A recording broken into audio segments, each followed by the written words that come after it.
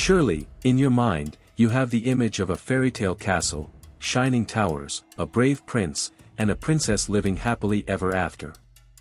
But the reality was very different. Life in a medieval castle was more like surviving in a damp, dark, and dangerous fortress than living in an enchanted palace. Behind those stone walls hid unbearable smells, deadly diseases, a cold that sank into the bones, and rituals that today would seem unthinkable. At the same time, they were also the setting for banquets, solemn oaths, and decisions that changed the course of Europe. Today you will discover the real life inside a medieval castle. And in the end, you'll find out which real castle inspired Disney to create one of its most famous ones. Don't leave yet, what's coming next is even more surprising. Medieval castles were not just simple stone constructions. They were the ultimate symbol of feudal power, an imposing display of who ruled over the land. From the top of its towers, a feudal lord not only protected his subjects but also demonstrated his dominance over other nobles and enemies. Inside the castle, the most important decisions were made, justice was administered, taxes were collected, and territorial defenses were organized. Every stone laid spoke of prestige, wealth, and authority. For the peasants living around it, the castle was both a refuge and a constant reminder of the social hierarchy that kept them under control. In short, a castle was not a home, it was a center of power. And living in it meant coexisting every day with that tension between protection and subjugation. If nowadays a daily shower is the most normal thing, in a medieval castle hygiene was almost an impossible luxury. Drinking water was scarce, and bathing could go months, even years, without happening. Nobles had some access to rudimentary baths, but most inhabitants never enjoyed that privilege. Body odors were so common that they were accepted as part of daily life. To mask them, nobles began to use perfumes and strong essences, while servants and soldiers simply learned to endure them. But the problem was much more serious. The lack of cleanliness and contaminated water spread diseases quickly. Plagues, pestilence, and viruses found the castles to be the perfect environment to thrive. Rats ran through corridors and cellars, carrying with them the threat of the Black Death. Living in a castle meant getting used to filth and living with the idea that disease could strike at any moment, without warning and without a cure. Medieval castles were not designed for comfort but for war. Every wall, every corridor, and every window had a defensive purpose. Walls could be several meters thick, designed to resist catapults and prolonged sieges. Windows were narrow, mere slits through which little light entered, but wide enough for an archer to shoot arrows from within without exposing himself to the enemy. The hallways were narrow and twisting, designed to confuse attackers if they managed to get inside. Life inside these fortresses was dark and cold. Sunlight barely filtered in, and dampness ran along the stone walls as a constant reminder that this was not a palace but a military refuge. Living in a castle was, in reality, living inside a war machine, built more to withstand attacks than to be inhabited. Beneath many castles lay their most feared part, the dungeons. Dark, damp, and full of rats, they were the fate of war prisoners, traitors, or anyone who challenged the authority of the feudal lord. There was no justice there, only punishment. Conditions were so unsanitary that death often came more quickly from disease than from torture. For the inhabitants of the castle, knowing those cells existed was enough to inspire respect and fear. The dungeon was not only a physical place, it was also a constant warning. Disobedience could mean disappearing into the darkness, never to return. That fear became one of the most effective weapons of medieval power.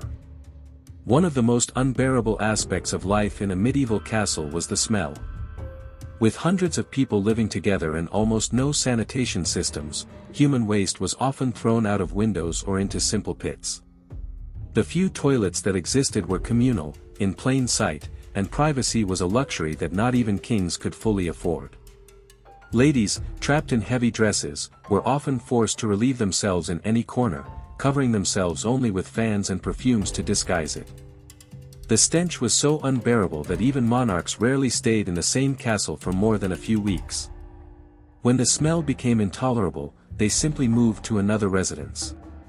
The reality was that beyond the walls and imposing appearance, medieval castles were filled with a heavy, pestilent atmosphere. The moat surrounding the castle was much more than just decoration. It was one of the most effective defenses against invaders. Deep, filled with stagnant water, and sometimes reinforced with stakes and hidden traps, moats made approaching the castle almost impossible. The main access was through a drawbridge. This could be lowered to allow allies and villagers to enter during times of peace, and quickly raised when danger approached. For the inhabitants, watching the bridge rise was a sign of confinement, but also of protection. During attacks, many peasants took refuge within the walls, watching as the moat kept the enemies at bay. It was not only a physical barrier but also a reminder of the ingenuity and brutality of the medieval era, where every detail was designed to survive war. A medieval castle was like a small city enclosed by stone walls. Nobles, knights, servants, soldiers, cooks, musicians, craftsmen, and even animals lived together there. Life was bustling and often chaotic. While lords and ladies enjoyed banquets and entertainments, servants kept everything running, and soldiers were always ready to defend the fortress. In the great halls, feasts, tournaments, and political meetings were held, while in the courtyards the clash of swords echoed during daily training. Troubadours were never lacking, filling the long days of confinement with music and poetry. However, coexistence was not easy. Overcrowding, social tensions, and the constant threat of disease or war made life in a castle more suffocating than glamorous. It was a place of contrasts, luxury and hardship, laughter and tears, power and suffering, all sharing the same stone roof. The table of a medieval castle clearly reflected social differences. For the nobles, banquets were abundant, roasted meats on massive spits, freshly baked bread, cheeses, seasonal fruits, and wines served in silver or gold cups. Food was not only nourishment but also spectacle and a symbol of power. But for most inhabitants, the diet was much more limited. Simple vegetable stews, watery soups, and hard bread were the daily fare. Meat was reserved for special occasions and was often salted or smoked to prevent spoilage. Water, almost always contaminated, was avoided at all costs. Instead, everyone, from the richest to the poorest, drank beer or wine. These fermented drinks were safer and helped endure the harsh conditions of life inside the castle. Thus, the medieval table was a daily reminder of inequality. While some celebrated with banquets, others survived with the bare minimum. The kitchen was the warmest place in the castle, a refuge from the cold that seeped through every crack in the walls. Large hearths burned there, not only for cooking but also to give some warmth to those working among pots and cauldrons. Cooks and servants spent hours preparing stews in huge iron cauldrons, roasting meats on turning spits, and baking hard bread that had to last for weeks. The smell of smoke, fat, and warm bread filled the air, making the kitchen one of the few welcoming places within the fortress. It was also a gathering spot. Soldiers, servants, and even nobles stopped by seeking warmth or a bite to eat. Amid the darkness and dampness of the castle, the kitchen became the true heart of daily life. Religion permeated every corner of the medieval castle. Almost all had an internal chapel, a sacred space where masses, weddings, baptisms, and funerals were held. For the nobles, showing devotion was not only a matter of faith but also a way to legitimize their power and authority. One of the most important rituals was the knighting ceremony. On the eve, the young man had to spend the night awake, praying while dressed in a white tunic as a symbol of purity. At dawn, he received his armor, his sword was blessed, and the king or feudal lord touched his shoulders with it, officially granting him the title of knight. These rituals mixed the spiritual with the military, reminding all that life in a castle was not only about defense and politics but also deeply tied to religion and the belief that power came from God. Inside castles, the future generations of nobility were also shaped. Young nobles were sent as pages or squires to learn discipline, etiquette, and the art of war. From a very young age, they practiced with wooden weapons, cared for the knights' horses, and received training in military strategy. Education was not only military. Chaplains and tutors taught reading, writing, and, above all, the Holy Scriptures. Medieval culture was passed down in halls where troubadours and minstrels told stories, recited poems, and sang deeds that nurtured the pride of the nobility. For servants and peasants, however, there was no access to this learning. Their education was work itself, farming, serving, cooking, or training in basic survival tasks. In the castle, culture and education were privileges, reserved for the few, while the majority could only watch from afar. The lives of women in a medieval castle were marked by protocol and restrictions. Noble ladies spent much of their time overseeing household tasks, embroidering, playing instruments, and maintaining the image of honor and decorum that society demanded. Although they usually did not participate in battles, their influence was notable. Many managed lands in the absence of their husbands and made key decisions for the functioning of the fortress.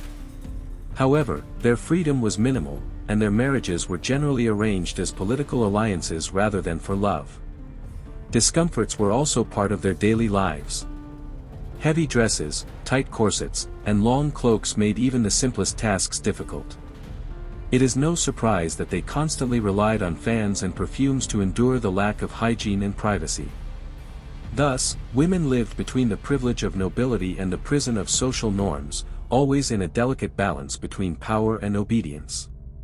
If there was one thing that all castle inhabitants shared, it was the cold. The stone walls that made it so imposing were also responsible for the freezing, damp climate inside. Drafts slipped through invisible cracks, and water constantly seeped down the walls, leaving damp marks that seemed never to disappear. To mitigate these conditions, the floors were covered with straw or dry grass, which also helped to mask the foul odors. In the nobles' chambers, feather quilts were used, but even they could not escape the creaking of bones caused by the low temperatures. The only truly warm place was the kitchen, where the large hearths burned without rest. In the rest of the castle, the cold was an inseparable companion, reminding everyone that these fortresses were built to withstand attacks, not to provide comfort. Castles were never built at random. Their location was carefully chosen to withstand any assault. That is why most were erected on hills, cliffs, or elevated terrain, from where the horizon could be watched and the arrival of enemies anticipated. At the heart of every castle stood the keep, the most protected place of all. There, the feudal lord and his family lived, and food, weapons, and essential provisions were stored. It was the last line of defense in case of invasion. The stairways leading to the keep were steep and narrow, designed to hinder the advance of any attacker. Whoever managed to reach that point would then face the most fortified space in the entire stronghold. The keep was not only a symbol of power, but also the final refuge, the hope of survival when all else was lost. Despite all the discomforts, medieval castles left such a powerful mark that centuries later they still inspire our imagination. One of the clearest examples is the Alcazar of Segovia in Spain. With its majestic silhouette and tall towers, it was the model that inspired Disney to create Cinderella's castle. What is curious is that while millions of people today associate it with magic and fantasy, in its time it was a harsh, cold fortress, full of the same hardships that defined life in any medieval castle.